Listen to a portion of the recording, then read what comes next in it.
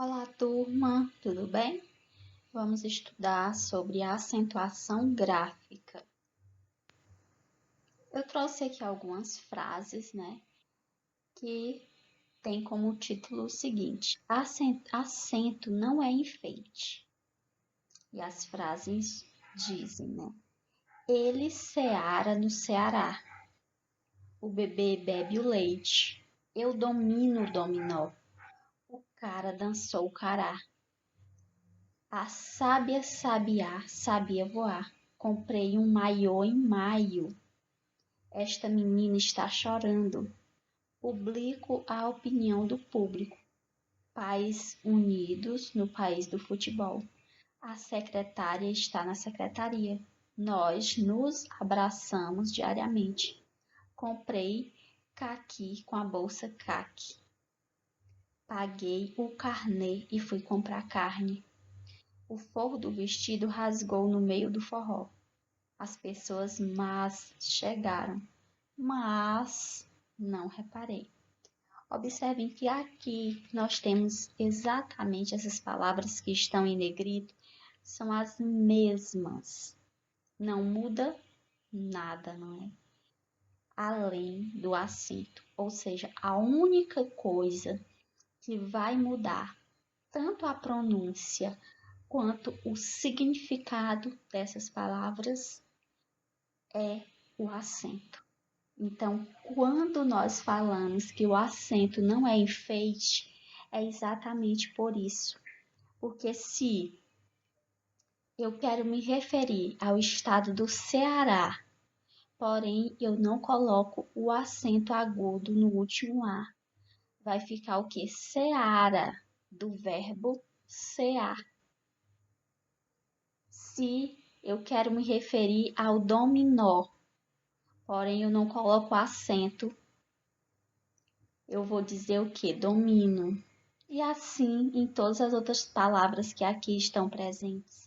Então, quando nós falamos em acento, acentuação gráfica, nós estamos falando de um conteúdo muito importante para se estudar em relação à língua portuguesa. São várias regras e exceções, porém, é importante que saibamos utilizá-lo corretamente para, tanto no momento da leitura, realizarmos essa leitura de forma correta, como também no momento da escrita, sabermos acentuar direitinho as palavras, ok? A acentuação gráfica tem uma finalidade prática, que é o que? Orientar o leitor quanto à pronúncia correta das palavras que lê, tanto a presença do acento nas palavras que o exigem, quanto sua ausência nas palavras que não o admitem. São fundamentais para indicar a pronúncia. Então, como nós vimos naquelas frases anteriores, é exatamente isso. O acento ele vai orientar o leitor, assim como o escritor, não é? Porque tanto aquele que lê como aquele que escreve são pessoas que precisam saber utilizar direitinho o acento, certo?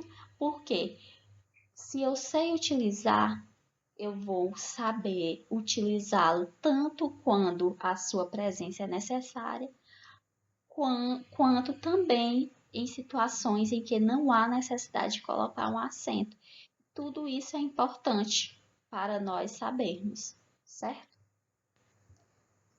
E para nós sabermos utilizar direitinho os acentos, é importante que nós saibamos também que as palavras elas podem ser oxítonas, paroxítonas e proparoxítonas. As palavras elas são oxítonas quando elas têm a última sílaba tônica. Ah, professor, o que é a sílaba tônica? É a sílaba mais forte da palavra. Quando eu pronuncio a palavra sofá, sofá, percebam que o fá eu falo com mais intensidade. Então, isso significa o quê? Na palavra sofá, a última sílaba é que é a sílaba tônica. Dessa forma, eu vou dizer que a palavra sofá é uma oxítona, certo? E as paroxítonas é quando a penúltima sílaba é tônica. Aí nós temos o exemplo aqui, ferrugem. Ferrugem. Quando eu falo essa palavra ferrugem, observem que a sílaba que eu falo com mais intensidade é a sílaba ru. Não é isso? Ferrugem. Ou seja, essa é a sílaba mais forte. Nós chamamos de sílaba tônica, assim como na palavra saúde. Observe que em saúde, esse U é que eu falo com mais intensidade. Então, tanto ferrugem, como adubo, como saúde, são palavras paroxítonas. Por quê? Porque a penúltima sílaba é tônica. E as proparoxítonas são as palavras em que a antepenúltima sílaba é tônica. Ou seja, quando eu digo vítima, vítima, observem que eu tenho o ver com i, né, como sílaba mais forte. Então, aqui é um exemplo de proparoxítonas, certo? E aí, nós temos aqui as regras de acentuação, as regras gerais, né? Quais são? As proparoxítonas, a regra vai nos dizer o seguinte, que todas as proparoxítonas são acentuadas. Então, nós temos aqui, por exemplo, a palavra vítima, vítima. Nós temos uma proparoxítona, não é isso? Em que a antepenúltima sílaba é tônica. Amazônico, também nós temos um exemplo de proparoxítona. Parabólica, também nós temos um exemplo de uma palavra em que a antepenúltima sílaba é tônica. Dessa forma, todas elas também são acentuadas. Por quê? Porque a regra de acentuação vai nos dizer que todas as proparoxítonas são acentuadas. Em relação à paroxítona, nós temos as seguintes informações.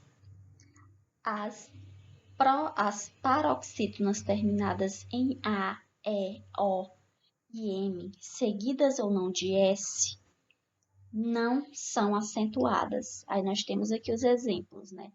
Imagens ou imagem, pare, teto, ultra, sobre, são exemplos de paroxítonas. Como elas terminam em A, E, O e M, elas não são acentuadas. E são acentuadas as paroxítonas terminadas em R, N, X, L, I ou IS, US, ou UNS, OM, PS, ANS e ditongos. Aí nós temos aqui os exemplos, né? Caráter. Observe que caráter é uma palavra que termina em R. Então, termina em R, é paroxítona. Dessa forma, ela vai ser uma palavra acentuada, assim como pólen, tórax, ágil, júri, táxi, ônus, fórum, albus, são todas paroxítonas que possuem essas terminações que estão informadas aqui nesse quadro. Dessa forma, elas são acentuadas, certo? E as oxítonas, elas são acentuadas, elas são exatamente o contrário das paroxítonas. Observe que se as paroxítonas terminar nas vogais A, E, O, não se acentua, não é isso? Já as oxítonas, se elas terminarem em A, E, O e em ou ens, elas são acentuadas. Aí nós temos aqui o exemplo de cajá, café, cipó, também, parabéns. Em relação à acentuação, nós temos também a regra em relação aos hiatos, ou seja, o i e o u sozinhos, né, as letras i e u sozinhas ou seguidas de s, desde que não seja seguida de NH, antecedida de ditongo, quando paroxítona ou haja o i ou u duplicado, elas são acentuadas. Aí nós temos aqui o exemplo, né? Saída, que é um exemplo de hiato. Porque o que é o hiato? É quando eu tenho uma vogal e uma semivogal E na separação silábica, né, elas não ficam juntas, porque se ficarem juntas, elas são ditongo, não é isso? Mas no hiato, elas se separam. Então, se você for fazer a separação silábica, né, em saída, eu tenho SA, traço, I, traço, DA. Então, por isso que é um hiato. Então, se a palavra ela é um hiato, né, e o hiato, né, nele aparece o I ou o U, vai receber o acento. E os monossílabos tônicos, terminados em A, E, O, seguidos ou não de S, também são acentuados. Nós sabemos que as palavras monossílabas, não necessariamente elas precisam ser tônicas, não é? Tem palavras monossílabas que também podem ser átonas. Então, se for tônica e terminar em A, E ou O, elas serão acentuadas. Aí nós temos aqui o exemplo de pá, pé, pó, lá, já, cá, fé, mó. São alguns exemplos de palavras monossílabas que são acentuadas. E as regras complementares? Aí vem a questão dos verbos, né? Nós temos verbos, por exemplo, como o verbo ter e o verbo vir. São verbos que na terceira pessoa do singular não tem acento, porém na terceira pessoa do plural eles são acentuados. Então, quando eu digo ele tem, eu não coloco acento, mas quando eu digo eles têm, aí tem que ter o acento circunflexo, certo? Assim também os verbos que são derivados de ter e de vir, eles vão receber o acento de acordo com o verbo do qual ele se derivou. Por exemplo, na terceira pessoa do singular, eles vão ter o que? O acento agudo, não é? Nós temos aqui um exemplo, contém, né? Ele contém, ele mantém. E na terceira pessoa do plural recebe o acento circunflexo. Aí nós temos aqui o exemplo, eles contêm, eles mantêm, certo? E os acentos diferenciais obrigatórios, por exemplo, no por, verbo e por preposição, para diferenciá-los, né? Utiliza-se o acento. E o pode, pretérito, e o pode, presente, também tem o acento para diferenciar. E o acento diferencial facultativo é no caso de forma e forma, certo? Ou seja, forma substantivo e forma verbo. Esse acento é facultativo.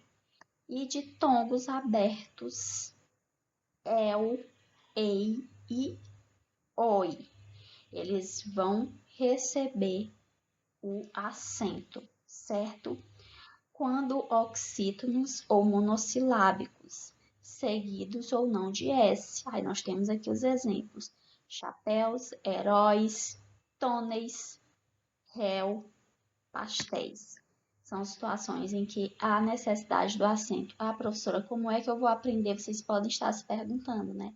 Ah, professora, como é que eu vou aprender todas essas regras? Pessoal, aqui é parar, analisar e prestar bastante atenção, principalmente em relação às paroxítonas e oxítonas. Porque se você aprender a regra, se vocês observarem aqui, não são muitas observações, né, colocadas nessas regras. Então, se você aprender as regras, você terá facilidade tanto para ler essas palavras quanto para escrevê-las, certo? Então, assim, não existe fórmula mágica, é um conteúdo bem gramatical mesmo, em que vocês têm que prestar atenção, aprender direitinho as regras para depois colocá-las em prática, certo? Essa foi a referência utilizada e um abraço a todos e todas.